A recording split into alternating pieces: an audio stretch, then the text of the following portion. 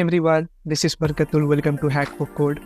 So today I have the pleasure of hosting Francesco on our podcast. Hi Francesco, how are you doing and would you like to introduce yourself please? Yes, sure. First of all, thank you so much for inviting me.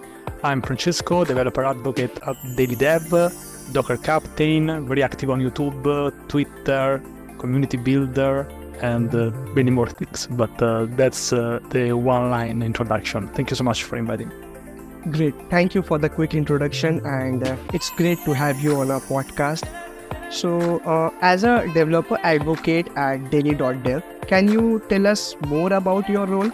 Like what are some specific activities or responsibilities you have in your role as a developer advocate? Yes, absolutely. So before I start, let me tell you that I found this job because of a podcast. So basically I invited the CEO of Daily Dev on my YouTube channel. It was a series. I have a series where I interviewed almost 200 people.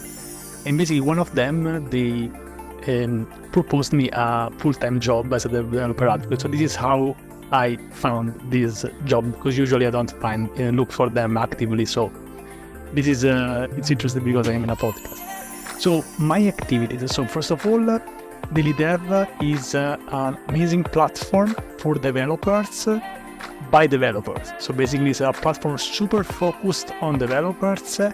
We started as a blog aggregator platform. So basically you have a feed where you can basically customize what you want to read, just articles. But now it's evolving in more a community for developer tools. So what I do is that I try to empower as much as possible all of these. When I joined the company, we were just 5 people, and now we are more than 16 people. So the company is growing. We just announced a seed round. So basically we raised $11 million in funds. So what I do here, I'm focused on creating content and community building.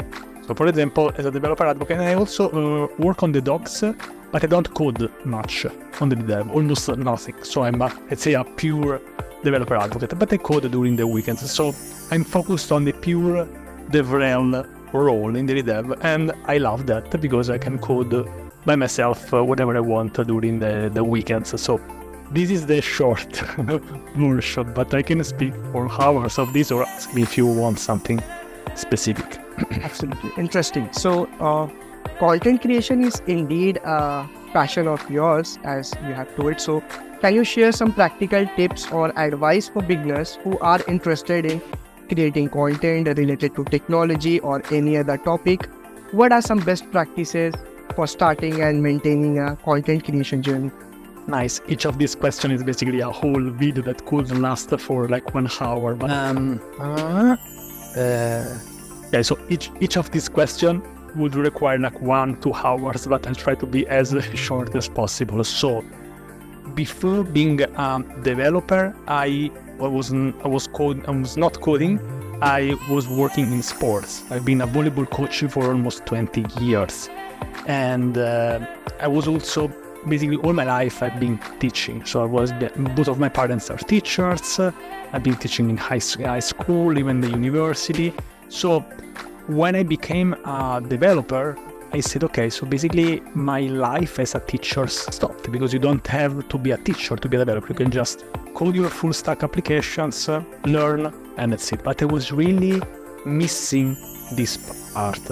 It was 2019, and I hated social media. I didn't like social media at all. For me, it was just a waste of time. Doing what we're doing now, it was like something super strange to me. But at the beginning of 2020, I started being a bit more active on social media because I created an Android application. So to promote it, I say, okay, so let's try to, I don't know, make a couple of tweets sometimes, try to engage with someone where I don't know. I tried because I had this needing. I needed like to promote this, a part of my friends and my relatives. But then this turned into something more, because in February 2020, I released my first piece of content. So I'm not like a decade content creator, but when I created my first article, I felt like the teacher feeling again. So this is the why I decided to take social media seriously, because I said, okay, now I am a developer, but maybe I can still teach using this tool that it scared me. Doing a video in February 2020, it was totally out of ideas. But slowly, I started posting some pictures of myself, being a little bit more awkward. And then basically in August, I started creating videos. And I never stopped. I think I created thousands of videos on my YouTube channel. I still do that. So tips for beginners. I think that most of the times we are very focused on what people could think about us, that we're not good enough, that we have a funny accent, like I have this funny Italian accent. But these are, I want to say that these are excuses, because these are blockers for us to don't do something. It's like when you say, no, I can't go for a run because it's cloudy. It's the same thing. It's finding an excuse to don't do something. But content creation is something that I really love. I love that so much that I created a community around this concept. And I think that it's the way to express yourself, where you can do literally whatever you want. And I think that the best part of content creation is that it's really a personal journey. When you start creating content, you have no idea of what you will do. Will you do a podcast? Will you do a crash course?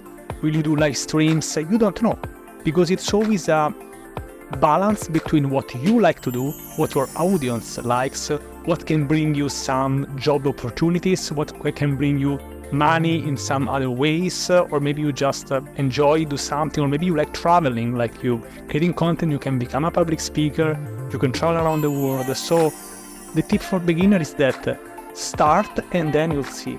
You don't need to become an expert to start creating content. Of course, there are different levels of content creation, but I know many people who are maybe not experts in some fields, but they still create content. Content creation is about, it's a mindset. It's the mindset of, okay, I'm doing something, okay, I can create content out of this. Even the fact of creating content can become content. You can create a behind the scenes, you can create a bloopers videos, usually they perform better than the real videos. Why? Because everything can become something that we can share. And you also think that we should find our style.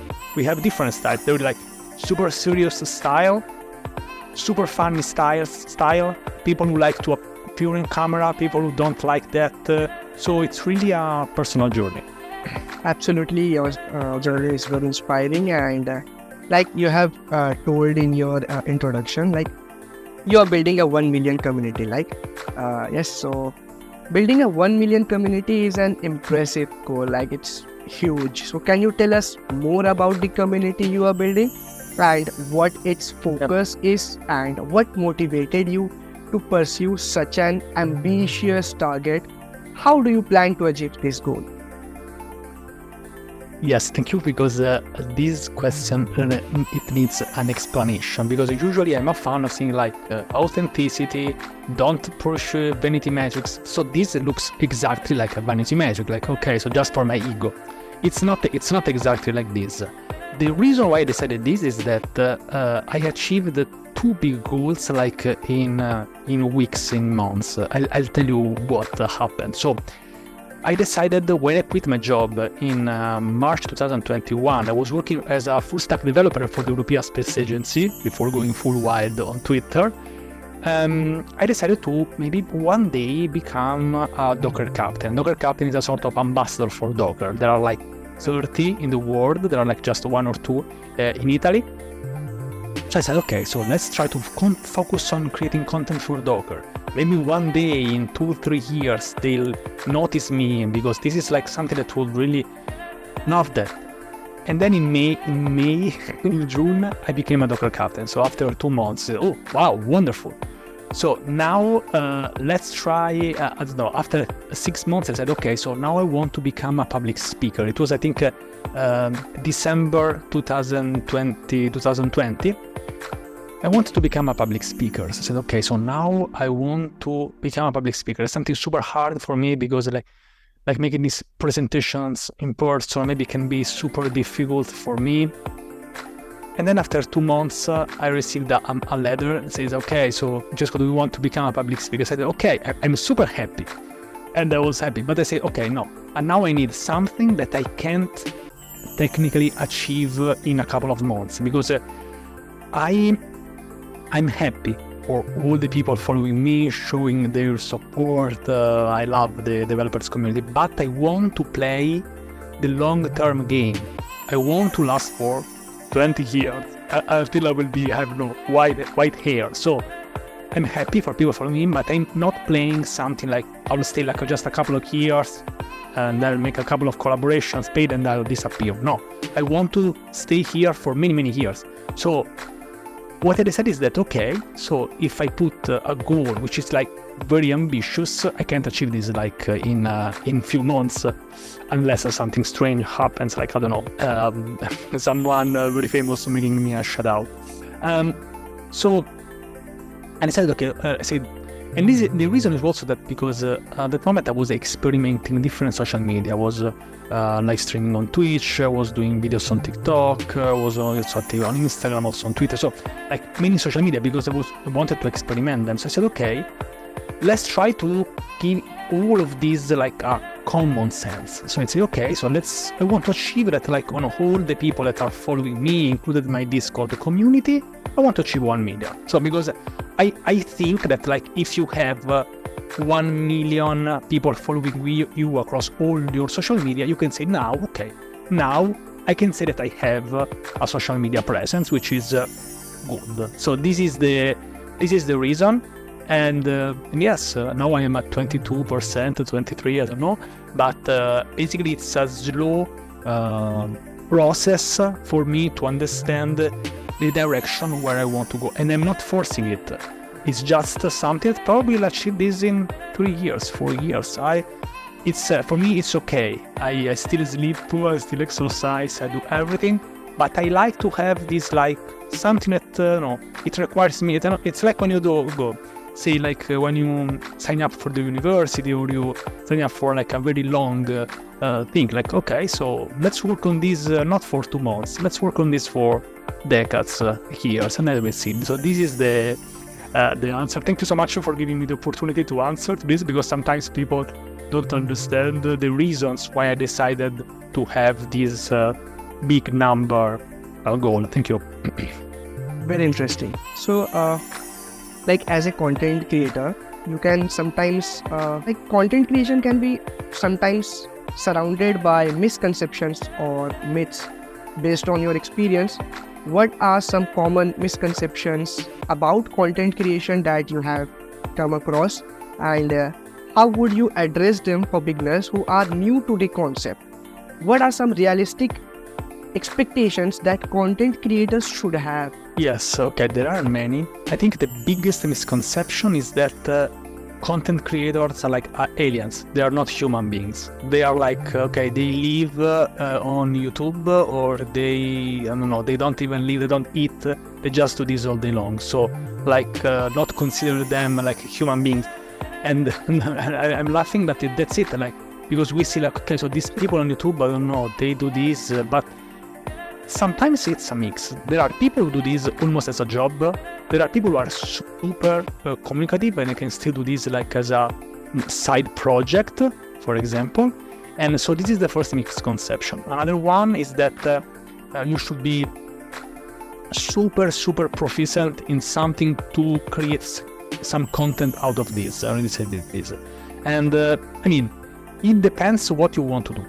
If you want to base your life on living by selling a paid course, super hard, probably then you need to ask money to people. You need to be proficient in a topic.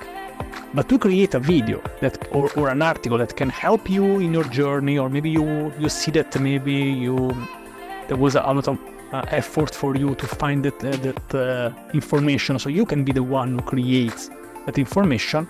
I think that content creation is something that everybody can do, and we can do this in different styles. Something else, there are so many. I think that one other misconception is that we need to provide something perfect. And I understand that when we create something, we want people consider this as good, but it doesn't have to be good, because an article can always be changed. A video can be turned down, and you can explain something in the comments if something is out of your control. So this is content creation is not something like the final destination. It's something that is in your process, and so this is this conception of considering content creation as something like scary. And the last one, I think, is that many people consider content creation as easy, especially people who never did that. So when you start creating videos, when you start writing a long article, then you understand the effort, all the technical issues, and yes. So another misconception is that many people think that this is something very easy to do. It's like playing football, like say, okay, this is very easy. But it's easy until you start doing that. So this is, I think, the ones that they come up in my mind now. Interesting. You have indeed given the great points. So I would like to ask, like, creating accessible and engaging content for beginners while still being relevant to experienced developers and technology enthusiasts can be challenging, right? So how do you approach striking the right balance in your content to cater both audiences? Like, what are some strategies or techniques you use to ensure that your content is informative and relevant to different skill? Yeah, this is a very hard one, because basically it's true. You want to talk to everyone, but it's hard. So it's like having a class. It's like a teacher. A teacher has a class. Someone is smarter. Someone, they know more things, depending on their background, especially in the university, for example. So how do you solve this issue? You can solve it 100%. Usually, when you don't know, I think it's better to make smart people bored for a while, but having all the people following you. So when I have to decide, I mean, if I'm talking with another people who don't know a lot of stuff about Docker, we can go fast. I can just explain something. If I do a live stream about Docker, for example, I try to really slow down. Every time I type something, say, okay, but why am I doing this? Or why? So this is like, you need some teaching skill, we can say. So everything you do, it should never be said for granted. Even if you type npm I, why do I type npm I? I stands for install. So everything I type, I question myself, why am I typing this? So it's basically, my mind is in a while through why. So it's like always like saying, but why am I doing this? Why am I opening this? Why am I using this instead of that? And of course, people can always make questions, of course. So, but I think that trying to be as clear as possible is the best solution. Because usually, especially when we teach like free content, who are the people who are coming there? They are not the DevOps experts, because they already know this. So the goal, especially on the free stuff, is to help the beginners for free. So this is the goal. The goal of a teacher should never be to look smart. The goal of the teacher is to transfer your knowledge to someone else. This is the core idea of teaching. So put your ego aside and try to explain things to as many people as possible. And I think that free YouTube videos, free articles, they're the perfect mechanism. So I don't have to take a car going somewhere to explain something. I just turn on my camera, do this on a live stream, and yeah. So I think this is it's very important. Absolutely. So based on your experience in community building efforts, can you provide some practical tips or something like best practices for building and nurturing communities both online and offline if possible? And what are some key factors that contribute to the success of a community?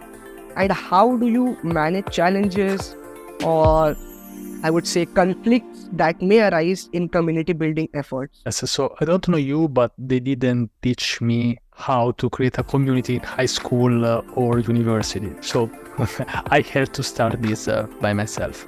So lesson number 1, never start a community when you're about to quit your job, which is exactly what I did. So never do that.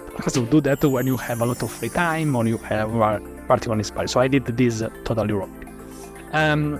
So when I created, I can give my personal experience. So when I created this community, I think I had like, 50,000 followers on Twitter. So I was very confident. I said, okay, so now I create this community will explode. The truth is that it's very, very hard to convince people to spend their time in your community.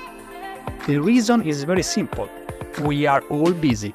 We are all studying, creating courses, creating content, busy with our life, personal problems, health problems, we want to train, we want to go travel. So we need to understand this.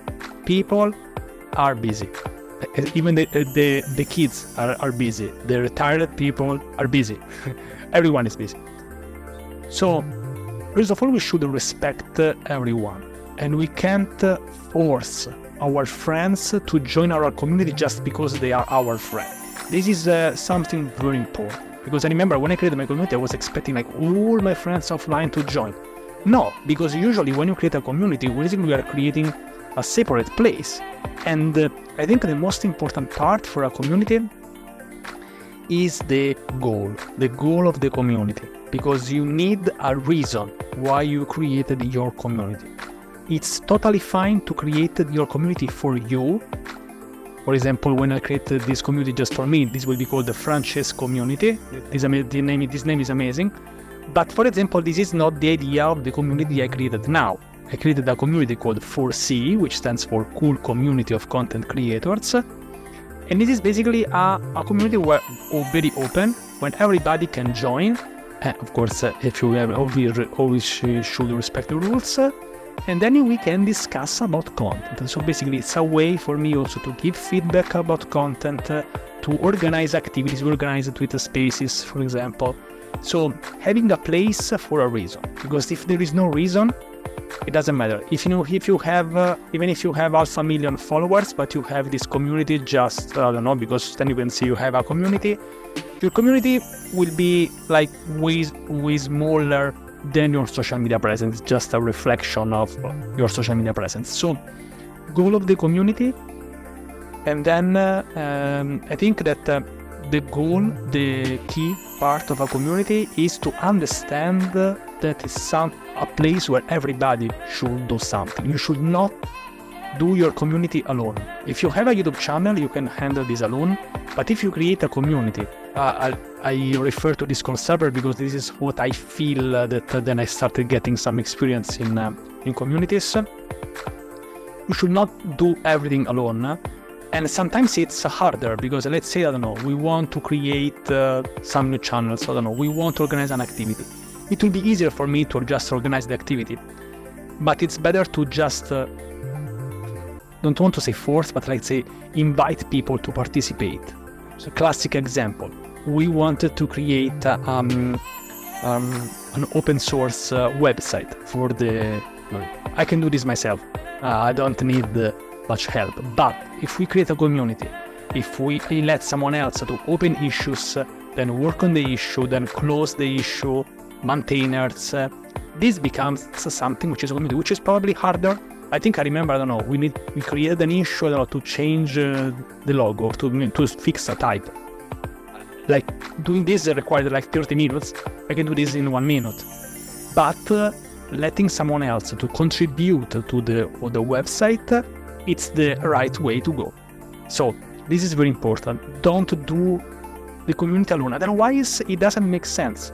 When I feel that I'm doing everything alone, I said, okay, I stop.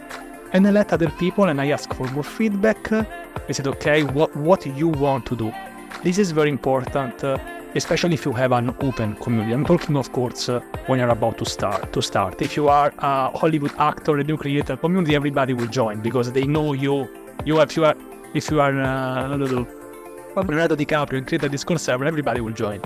But we're talking about small content creators, medium content creators, people who want to understand something. So that's it. This is what I learned. I hope that I'll save you some, if you're watching some time. So remember to like this video and subscribe to this channel. Thank you so much for the shout out.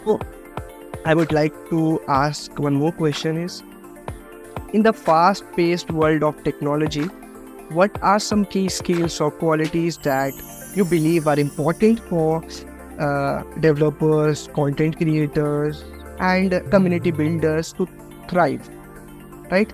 And how can one develop or enhance these skills?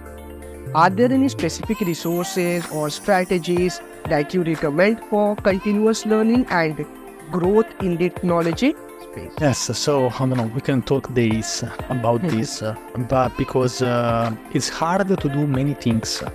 It's like I remember being just in quotes a full stack developer. It really takes a lot of time.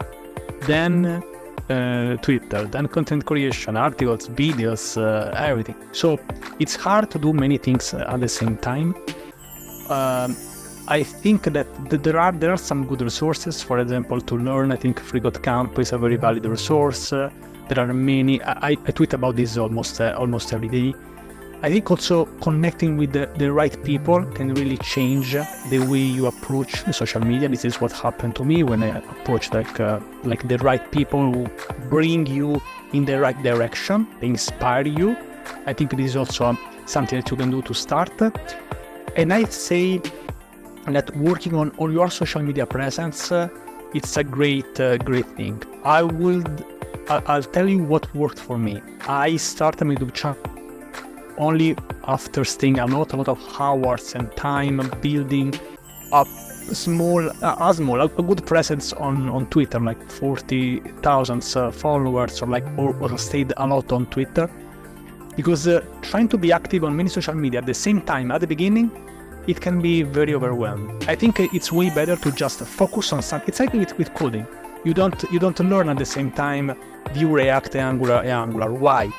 Because it's hard even to keep pace just with one of them. And with the content creation is the same. So once you have your place, your spot, something that you know well, then you can try to expand. It's the same approach that we should have when we learn something. We don't learn many different languages at the same time. Now I'm creating live streams of me, for example, doing CRUD REST API in different languages, but I know the concepts of API, I know the concepts of Docker. I'm shameless, I can do a live stream even if I mess up, I don't care. So now for me it's time, for example, to try and experiment something. But at the beginning I would say that it's way better, I don't know, I base my social media presence, I don't know, on JavaScript tips, on React tips, or I don't know, React content or Docker content. This is where every time I focused, I got a good result. I remember at the beginning, if you focus on different things, it can be very hard. You should find your identity, something that people can recognize you for. And then you slowly expand, try to connect the dots. They say, okay, when this is Docker, but also, you know, the JavaScript video. So basically you try to mix something, for example. So this is just the beginning. I don't know, I can keep going for a while, but yes. Interesting. So here comes the last question. So for beginners who are interested in becoming content creators or getting involved in communities, if you can only give one advice, what advice do you have for them? Nice. So I love this question. So we always have this issue, like what should I create content about? Why should I create content? I am too tall, I am too short, I am too ugly. There are all of this. So for me the rule is kind of simple. The simple rule is base the content you create on one single thing: time. The time you dedicate to something, it's the key to be consistent in content creation. I'll give you an example because I made the mistake. All the tips that I give is because I made the opposite. I found that was wrong, and then I tried something good. When I joined Twitter, I said, okay, so let's try to share some JavaScript tips because I don't know, people like JavaScript. And it's okay. But then in the meanwhile, during the evenings, I was studying Docker. So basically this is clashing because you create content on something, then you learn something else. Or maybe you are passionate about something else. Mm-hmm. So at some point I said, okay, so maybe even if it's a smaller niche, let's try to mix my content creation with what I do. And this worked well for me, because for me, creating a Docker tip every day, I did this for months. It was easier because basically you are mixing what you are passionate about with the content creation. So I would totally recommend to create content on what you're currently doing. Other example, the first videos that I made, they were not tutorials. It was me running for charity. Why? Because I wanted to lose some weight and I wanted to run. And I was so scared to appear and even speak in front of the camera. I said, okay, so the only solution is to create some content on what I'm currently doing. And many people said, Francesco is wrong. You should make video on tutorials, on Docker content. You're losing your niche. I don't care. My goal was to start making videos with something that I was doing. So if you base your content on the time you dedicate to something, it's always a good idea. And I say the time, I'm not saying something that you are expert about. When I decided to learn Web3 technologies, I remember that it was one of the busiest moments of my life because I had 2 roles as a dev. So basically I was working part-time for 2 companies with all the Twitter stuff and YouTube stuff. So I said, okay, so now I want to learn Web3. How can I do that? I made a challenge. Like I said, okay, so now I'll do 100 days of Web3. And it was easier to do that because I wanted to do that for real. And this is really helped me. So based on how much time you will pass this, no matter the content creation, basically content creation should be something that we integrate. It's not a free part-time job, because otherwise at the first problem you have, mental issues, physical issue, you stop, because life is always about priorities.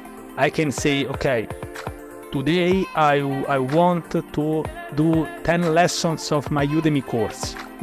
And then I have a blackout, my house sets on fire. I have to stop and do that. I can't. Or there is some other problem. So we can schedule and organize our life, and we should. But at the end of the day, we always go on priorities of what happens. So based this on what you will do, no matter the content creation, is the most natural way to create content, and do this in a sustainable way. And you can always change topic. There are things that they don't even exist, like ChatGPT is not like this here. So you can't even know what content you will create about, because again you don't know. But I think that having a place where you can share content, like this YouTube channel or your blog article, at least you have a place. Because let's say that tomorrow we have ChatGPT 5, and you find something that you really want to create a small video about, and then you have to create a YouTube channel from scratch. It's harder, and probably you will lose a train. Instead, if you I did the video on ChatGPT when it came out, but I already had the channel, the microphone, the audio, the camera. So we should be ready. If you are a content creator, you understand me. At least we are ready. We have that. When we will find a good idea, then we can apply it. So I will just create content just to be ready. So when we'll have a good idea, I hope that almost also me, like in 20 years, I'll have at least one good idea. I hope so. And then we are ready. We have everything set. We just have to turn on the camera, or we have the blog, which is already had, has hundreds of thousands of people watching, and it's easier. Otherwise, if we wait for the good idea before, it's not good. So. Thank you again for joining us, Francesco. It was a pleasure talking with you, and we hope to have you back on the podcast in the future. And to our listeners, Thank you for tuning in. Be sure to subscribe to our podcast so you don't miss any future episodes, and we will see you next time. Uji, thank you so much for inviting me. It's always a pleasure for me to join a podcast. It's also how I monetized my YouTube channel. I became more confident in front of the camera. So I wish you the best for this. Please remember to support content creators. We are here talking about content creation. Sometimes I remember that I started putting more likes and more comments after creating the YouTube channel, because then we understand the effort that it's behind. So be sure to support this channel and watch it. Thank you so much. Thank you again.